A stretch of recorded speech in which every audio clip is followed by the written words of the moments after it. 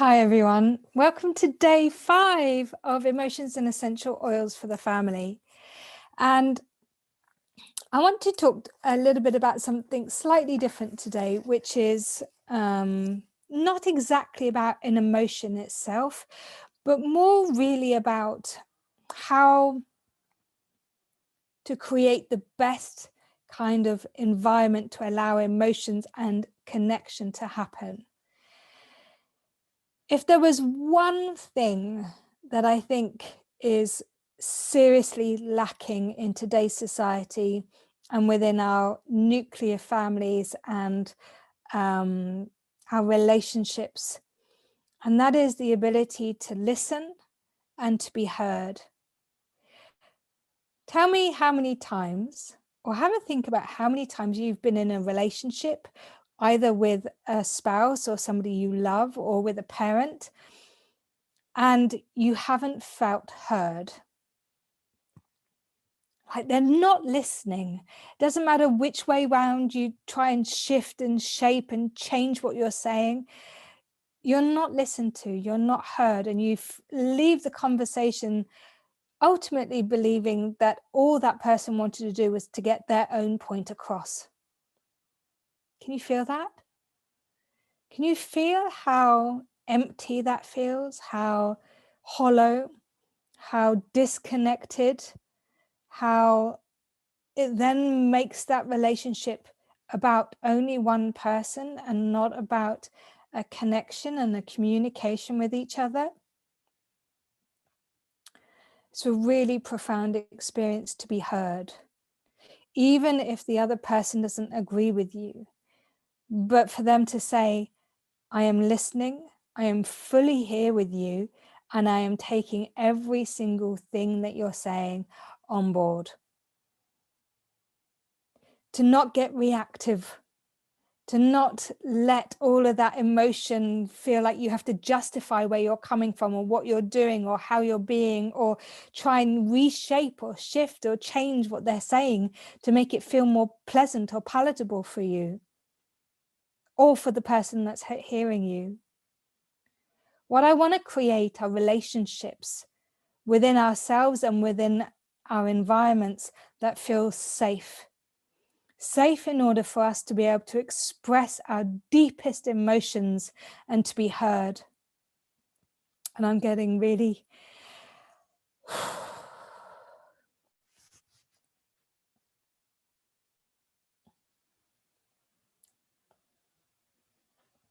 that's a lot, right? To feel heard, to feel seen, to feel witnessed.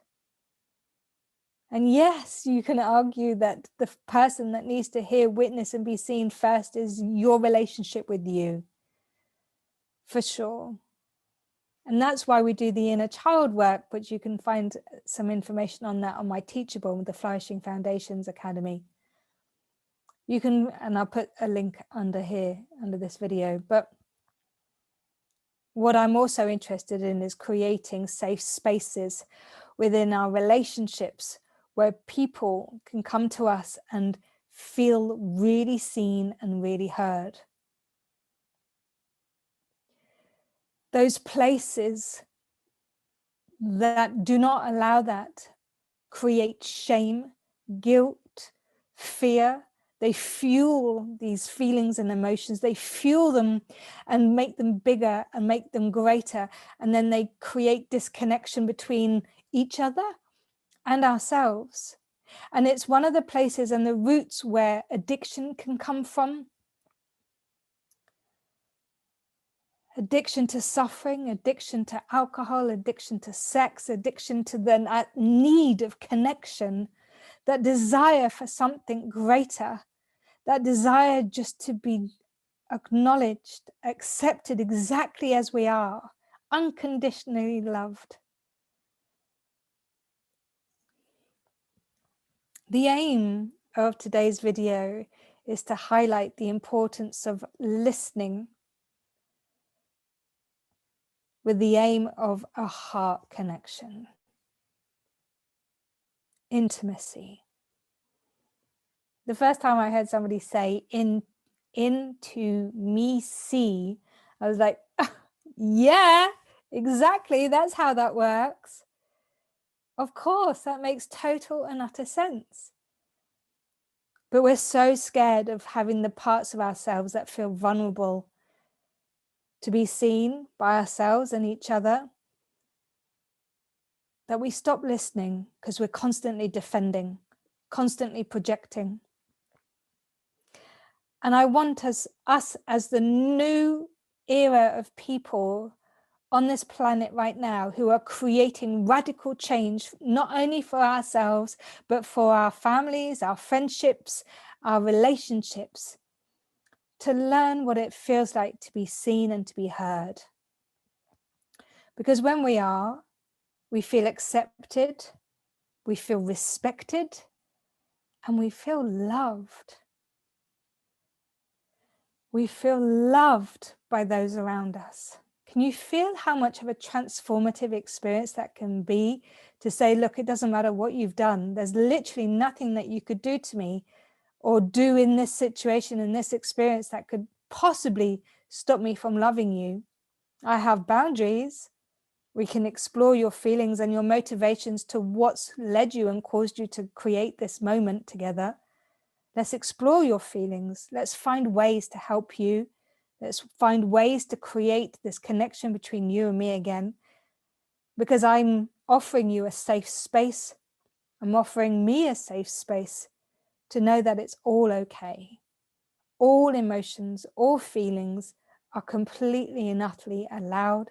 There's no judgment. There's no shaming. There's no belittling. There's none of that. How much of a radical shift and change would that create? It'd be revolutionary. And it starts with listening rather than judging.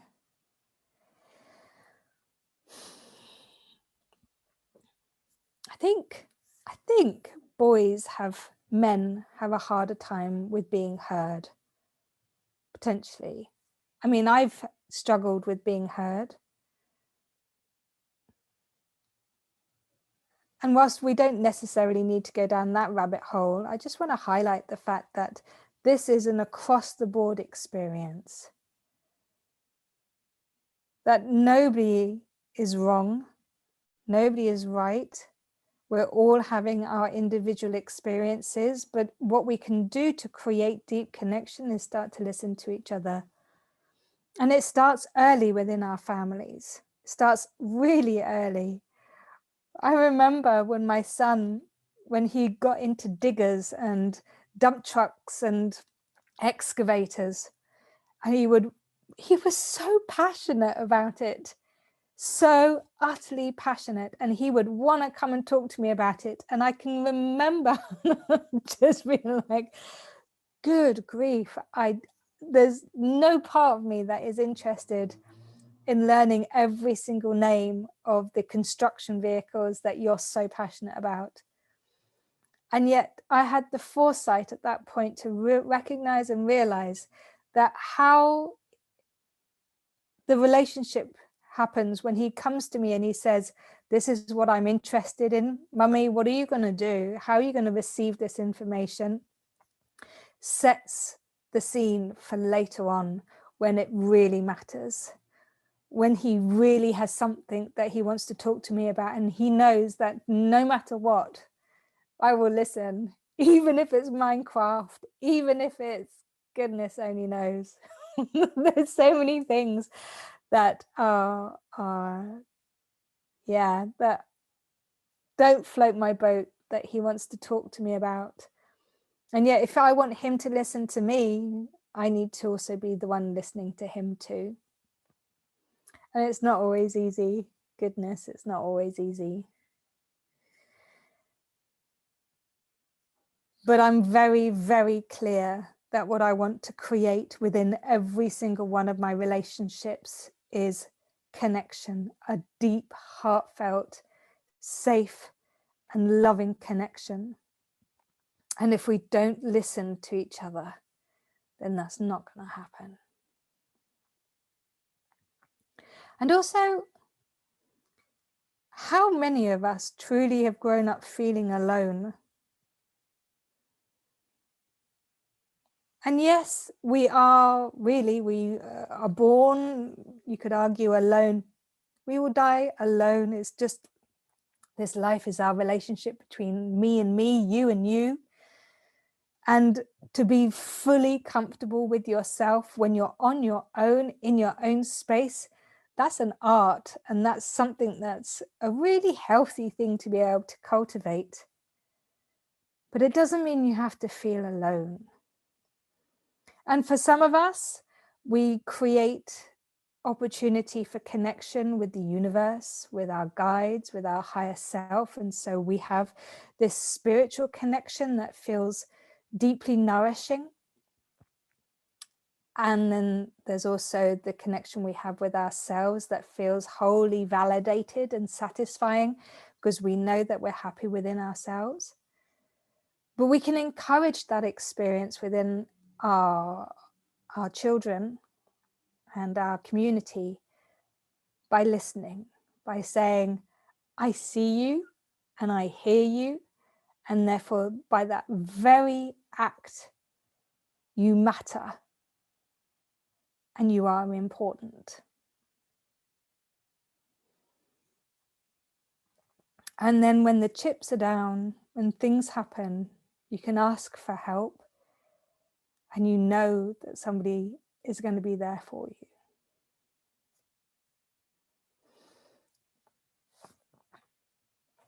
I didn't know that was going to be quite such a poignant video that I'm sharing with you today, but it matters. In fact, there's a woman that I follow who I absolutely adore. Her name is Maggie Dent, and she's written a book on guiding teen boys to grow into happy, healthy men. And she's got a whole chapter on being heard and what to do when conflict escalates, and how to create problem-solving solutions through being heard, and just releasing that need for judgment, projection, blame. I'm right, you're wrong. Let's just dissipate all of that. And so the oils that support this conversation are gonna be the ones that help with the heart, like rose on CV17, geranium on CV17, and jasmine for shame and guilt. And I like putting jasmine on pericardium 7, which we did, I think, on day 1. Beautiful, beautiful oils. Absolutely, in their purest form, they are nurturing, loving, accepting. And that flowery essence is really significant when we're creating that nurturing experience, that full acceptance, the love that we have within ourselves that we want to spread to other people too.